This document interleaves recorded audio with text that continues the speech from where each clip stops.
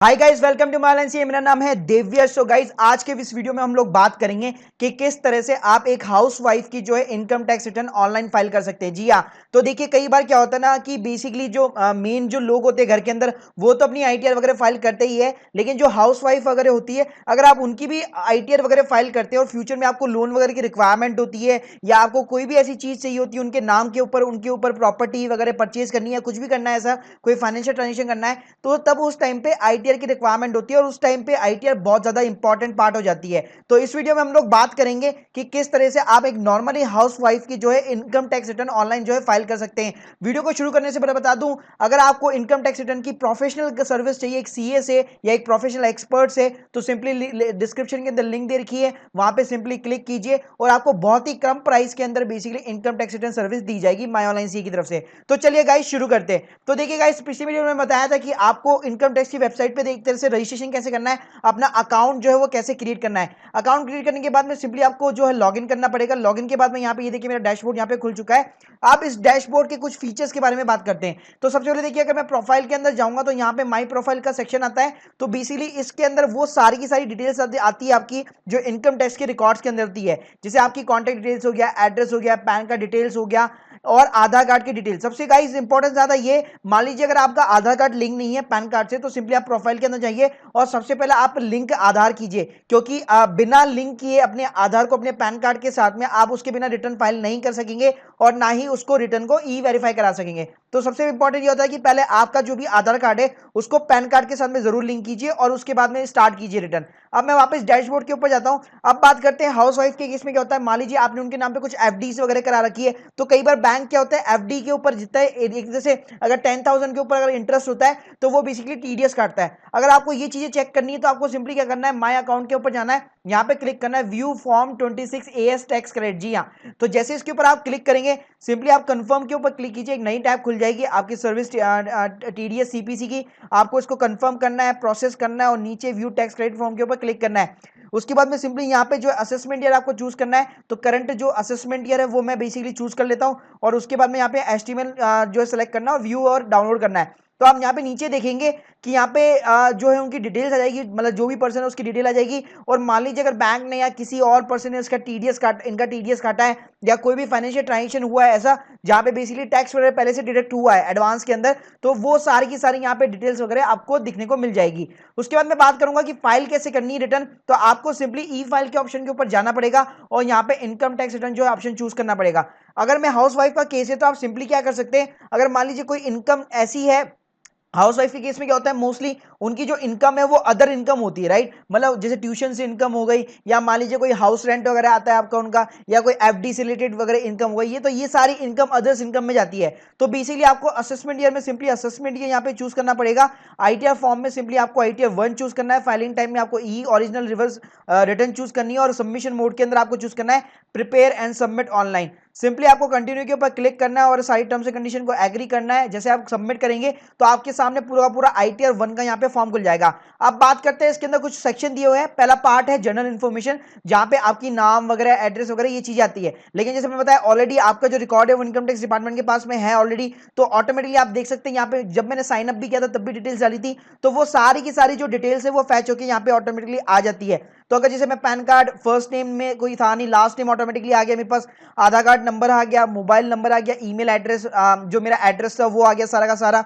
उसके बाद में यहाँ पे मेन चीज आती है नेचर ऑफ द एम्प्लॉयमेंट। तो आप सिंपली जो है नॉट एप्लीकेबल फाइल कर सकते हैं। अगर कोई अदर इनकम आ रही है, जैसे फैमिली की पेंशन हो गई या रेंट वगैरह हो गया, वो चीज आ रही है, तो आप सिंपली नॉट एप्लीकेबल कर सकते हैं। अगर मान लीजिए प्राइवेट एम्प्लॉय है, अगर आपकी मतलब जो हाउस वाइफ भी है, बेसिकली कहीं पे मान लीजिए पार्ट टाइम जॉब कर रही है, जैसे फ्रीलांसर कर रही है, तो आप अदर्स वगैरह भी चूज करते हैं। तो सिंपली यहाँ पे नॉट एप्लीकेबल मैं चूज कर देता हूँ। उसके बाद में एक नया ऑप्शन यहाँ पे खुला गया है कि जो बेसिकली अभी रिसेंटली जो है 7th प्रोविजो आया है। अगर आपने उसके ऊपर वीडियो नहीं देखा है तो आप जरूर डिस्क्रिप्शन में आपको मैं लिंक दे दूंगा, तो उसको वीडियो को जरूर देखिएगा। तो उसमें कुछ टर्म्स एंड कंडीशन बताई गई है कि अगर आप उन टर्म्स एंड कंडीशन के अंदर फाइल मतलब फॉल करते हैं तो आपको इनकम टैक्स रिटर्न बनाना जरूरी है। तो ऐसी कोई टर्म्स एंड कंडीशन के अंदर मैं जो रिटर्न फाइल कर रहा हूं उसके अंदर ऐसी कोई टर्म्स एंड कंडीशन नहीं है, तो सिंपली यहाँ पे मैं नो चूज कर रहा हूं। उसके बाद में हमेशा आपको सेव ड्राफ्ट पे जो हमेशा क्लिक करते रहना चाहिए। उसके बाद में बात करते हैं कंप्यूटेशन ऑफ इनकम टैक्स। अब देखिए यहाँ पे पहला कॉलम आता है ग्रॉस सैलरी का। तो सैलरी बेसिकली क्योंकि मैं हाउस वाइफ की जो रिटर्न फाइल कर रहा हूं तो यहाँ पे कोई सैलरी वगैरह ऐसा कुछ भी नहीं है। मेरी जो है यहाँ पे बेसिकली अदर अदर इनकम है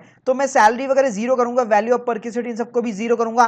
फिर यहाँ पे एग्जेम्प्ट अलाउंसेस है कई सारे, जैसे एचआरए वगैरह हो गया, तो वो सब सैलरी के केस में होता है जहां पे आपको फॉर्म 16 मिलता है, राइट। तो ये सब मैंने जीरो कर चुका हूं मैं। और उसके बाद में हाउस प्रॉपर्टी, अगर मान लीजिए जैसे मैं बताया अगर कोई रेंटल इनकम आ रही है आपकी, तो बेसिकली सिंपली यहाँ पे टाइप ऑफ हाउस प्रॉपर्टी में लेट आउट आप चूज कर सकते हैं। और यहाँ पे बेसिकली जो ग्रॉस रेंट एंड रिसीव, जो भी रेंट आप रिसीव करते हैं वो सिंपली आप चूज कर सकते हैं। लेकिन कोई रेंट वगैरह अगर आप नहीं है तो आप सिंपली सारी की सारी जो इनकम है वो अदर इनकम में डाल सकते हैं। तो यहाँ पे आता है income from the other sources. तो सिंपली यहाँ पे आपको जो है, अगर मान लीजिए कोई सेविंग अकाउंट से अगर आपको कोई इंटरेस्ट आ रहा है तो वो आप डाल सकते हैं। कोई बैंक या पोस्ट ऑफिस के अंदर डिपॉजिट करा रखी है वो इनकम आप यहाँ पे डाल सकते हैं, या सिंपली एनी अदर के अंदर डाल के आप कर सकते हैं अदर्स। अब बात करूंगा कि हाउसवाइफ के केस में करना क्या है। तो देख लिया, अगर फर्स्ट टाइम वो रिटर्न फाइल कर रही है तो आप जो है अपने अप्रॉक्स जो है कुछ भी रिटर्न्स वगैरह में मतलब इतनी इनकम दिखा सकते हैं कि उनके बैंक अकाउंट के अंदर वो बेसिकली रोटेट हो रही हो। तो मेरे पास में देखिए रिटर्न के अंदर मैंने अप्रॉक्सिमेटली 2,25,000 की इनकम दिखाई है, जो अराउंड 18,000 रुपए, अगर मैं इसको डिवाइड करूंगा 12 से तो ये अराउंड हो जाती है 18,000 के आसपास हो जाती है। तो इस तरीके से आप जो है अप्रॉक्स एक तरह से इनकम दिखा सकते हैं। तो यहाँ पे जैसे मैं 2,25,000 मैंने यहाँ पे इनकम दिखा दी है। उसके बाद में बेसिकली उनकी और कोई इनकम है नहीं। फिर नीचे आता है डिडक्शन का सेक्शन। डिडक्शन क्या होती है, मान लीजिए आपकी वाइफ का लाइफ इंश्योरेंस हो रखा है, लेकिन वो लाइफ इंश्योरेंस की जो प्रीमियम की किस्त है वो उनके अकाउंट से पे होती है, या मान लीजिए उनका हेल्थ इंश्योरेंस हो रखा है और वो भी जो अमाउंट है वो उनके अकाउंट वगैरह से पे हो रहा है। तो ये सारी जितनी भी चीजें, या मान लीजिए मेरे केस के अंदर क्या है, इस जो मैं रिटर्न फाइल कर रहा हूँ यहाँ पे इन लोगों ने एक सुकन्या जो योजना होती है वो ले रखी है अपनी बेटी के नाम पे, और उनका जो अमाउंट है इनकी वाइफ के अकाउंट से जो डिडक्ट होता है। तो यहाँ पे बेसिकली जैसे 24,000 मतलब 2,000 रुपए डिडक्ट होता है, तो मैंने यहाँ पे 24,000 की जो भी मैं प्रीमियम पे कर रहा हूँ उसकी मैंने एटीसी के अंदर यहाँ पे डिडक्शन ले ली। इसके अलावा मान लीजिए अगर आपने कोई ऐसे म्यूचुअल फंड में इन्वेस्ट कर रखा है जो बेसिकली टैक्स डिडक्टेबल हो, तो सिंपली आप वो यहाँ पे डाल सकते हैं। तो इस तरीके से आप देख सकते हैं, मैंने ऊपर सिंपल सा है income from the other sources के अंदर मैंने इनकम दिखा दी है, और नीचे मैंने एटीसी के अंदर वो जो डिडक्शन ले ली, चाहे लाइफ इंश्योरेंस हो या एन्युटी प्लान हो या किसी भी टाइप का पीएफ के अंदर पैसा गया हो, तो वो सारी की सारी यहाँ पे आपको एटीसी के अंदर डिडक्शन मिल जाती है। उसके बाद में मान लीजिए कोई हेल्थ इंश्योरेंस अगर आप प्रीमियम पे हो रहा है तो ये यहाँ पे बेसिकली अलग से एक सेक्शन दिया गया है एटीडी, जो आपको फिलअप करना पड़ता है। तो ये तब भी आपको जो है फिलअप करना पड़ेगा। तो एटीडी में चलते हैं, तो यहाँ पे क्या लिखा होता है, मान लीजिए आपके घर के अंदर जो पेरेंट्स वगैरह है वो ओल्ड एज पर्सन या सीनियर सिटीजन है या नहीं है, तो आपको यहाँ पे सिंपली यस और नो का यहाँ पे जवाब देना पड़ता है। तो यहाँ पे मैं नो कर देता हूँ और यहाँ पे भी मैं नो कर देता हूँ। उसके बाद में वापस कंपटीशन ऑफ इनकम टैक्स में चलते हैं। अब आप नीचे यहाँ पे देखेंगे तो यहाँ पे मेरी देखिए टोटल इनकम आ चुकी है 2,01,000 रुपए। जी हाँ, तो बेसिकली मैंने क्या हुआ था 2,25,000 दिखाई थी, उसमें से 24,000 की मेरे को छूट मिल गई, मतलब डिडक्शन मिल गया, तो नेट इनकम हो गई मेरी 2,01,000 रुपए, राइट। उसके बाद में नीचे जो है यहाँ पे कोई भी टैक्स वगैरह नहीं बन रहा, क्योंकि ये 2.5 लाख के नीचे है। अगर 2.5 के ऊपर भी बनता तो भी जो है मेरा जो टैक्स है वो बिल्कुल कम आता है। क्यों? क्योंकि अगर मैं 3 लाख 3.5 लाख की भी इनकम दिखाऊं तो यहाँ पे आपको एक रिबेट मिल जाती है 87A के अंदर, मतलब आपका जो भी टैक्स बनता है आपको आराम से यहाँ पे 3-3.5 लाख तक जो बेसिकली अगर इनकम दिखाते हैं तो उसके ऊपर आपको रिबेट मिल जाती है। तो बेसिकली यहाँ पे देखिए मेरी इनकम जो है सिर्फ 2,01,000 है, तो वो दिखाई, और नीचे मेरा कोई भी टैक्स वगैरह कुछ भी नहीं बन रहा। अब चलते हैं दूसरे कॉलम के अंदर जहाँ पे आती है टैक्स की डिटेल। तो यहाँ पे मैं ऑलरेडी बता चुका हूँ, अगर आपका 26A के अंदर कुछ दिखा रहा है कि आपका टीडीएस कटा हुआ है, बैंक ने आपका टीडीएस कटा है एफडी वगैरह के ऊपर, तो वो सारी की सारी डिटेल यहाँ पे जो टैक्स कलेक्शन सोर्स है टीडीएस का जो कॉलम है यहाँ पे ऑटोमेटिकली आ जाएगी, आपको डालने की जरूरत नहीं है, यहाँ पे ऑटोमेटिकली फैच होकर आ जाएगी। तो यहाँ पे सिंपली आप देख सकते हैं कि मेरा कितना टीडीएस वगैरह डिडक्ट हुआ है। उसके बाद में मान लीजिए अगर कोई टैक्स बन रहा है, मान लीजिए मैंने जैसे बताया कि अगर मान लीजिए 5 लाख की 6 लाख की 7 लाख की इनकम दिखाते और आपका कोई टैक्स बन रहा है तो आपको भी इसीलिए टैक्स का पेमेंट करना पड़ता है। तो इसके ऊपर मैं एक अलग से वीडियो बना दूंगा कि टैक्स का पेमेंट कैसे होता है। तो जैसे टैक्स का पेमेंट होता है तो आपका एक चालान जनरेट होता है जिसपे BSR code, date of deposit, serial number, tax कितना पे किया, वो सारी डिटेल्स लिखी होती है, तो वो सिंपली यहाँ पे आपको डालनी पड़ती है। अब बात करते हैं लास्ट जो ऑप्शन है वो है टैक्स पेड एंड वेरिफिकेशन की।